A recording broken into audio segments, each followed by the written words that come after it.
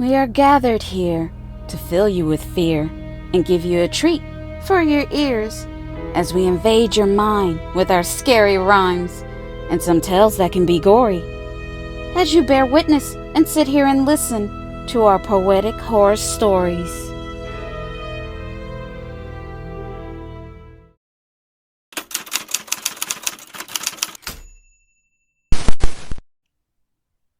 Do you feel like you've been through your life before? Like you're going around in circles? That is just the way it seems. Just like you're walking in a daze of a familiar dream. You can almost predict the next word somebody is going to say, or the gesture they will make, with just a fraction of a delay. It's really strange, like you can read their minds, or like you travel back in time. This is what they call deja vu.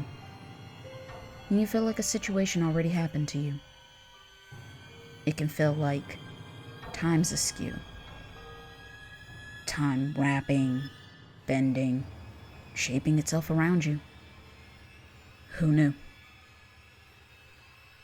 A supernatural incident, a feeling, would help me to see, showing me the possibility. It changed my future. This strange anomaly helped me.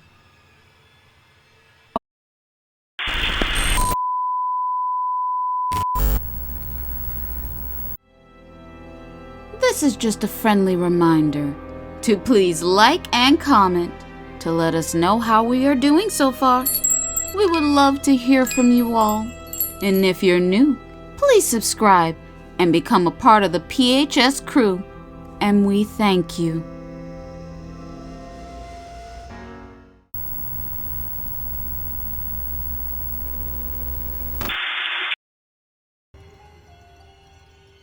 I was about to leave work one night.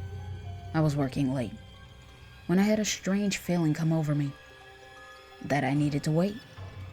I tried to ignore this weird and funny feeling, but my mind, body, and soul was just not willing. I took a few deep breaths and waited for a spell. That's when I heard a woman screaming for help. She screamed, "Someone help me, please!" The crazy thing is, she sounded just like me. I took a look around my office floor. I didn't see anyone. I was sure I was alone. But that strange feeling came back again.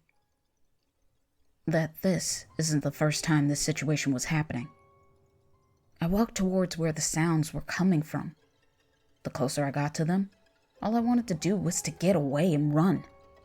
Something just didn't feel right. Somehow I knew if I turned around the corner, I would be attacked and lose my life. So I stood still in my hesitation, trying to figure out why I was feeling this way and what was going on in this situation.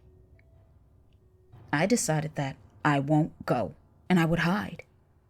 I'm so glad I made that call, because the next thing I saw was a man.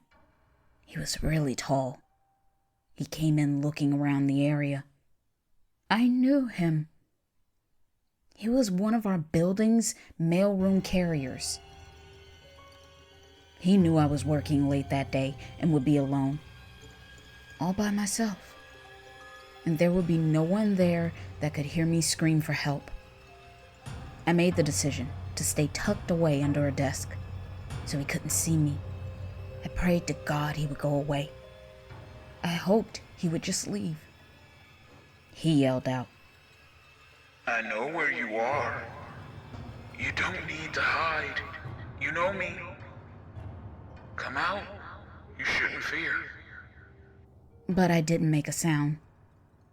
As he searched for me, as he looked around, I had a bad feeling what he would do if I was found. I came up with a plan to get away. I couldn't stay hidden. Eventually he would find me. I needed to make a break for it. I needed to escape. It was funny. I felt like I was in a video game. A character with extra lives.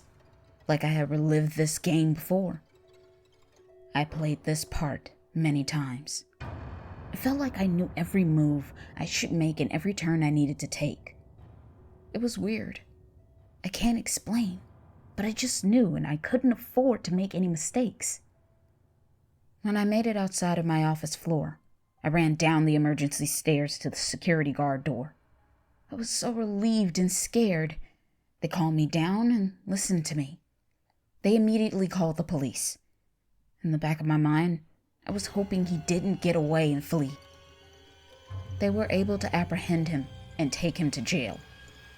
And since he had a warrant, he couldn't get out on bail. A couple of days later, after the whole ordeal, a detective contacted me to inform me about the case and what they found out about him. I had to admit what the detective told me left me shaken and scared all over again. He informed me that he had stalked and harassed other women like this before. He was following me and been watching me for a while. He knew where I lived and that I lived alone. At the time he was apprehended, he had with him zip ties, duct tape, gloves, a blindfold, rope, knife, and a shovel. He was planning to abduct me and take me somewhere remote. And I shudder to think, what would he have done to me? Only God knows. The detective told me, luckily I didn't fall for his scheme and I did the right thing. And they will see me at his trial to testify in court. I am happy I used my discernment and didn't blow off the feeling. I didn't think twice. Or I would not have been here to share my story, and he would continue committing these crimes. Thank God for Deja Vu saving my life.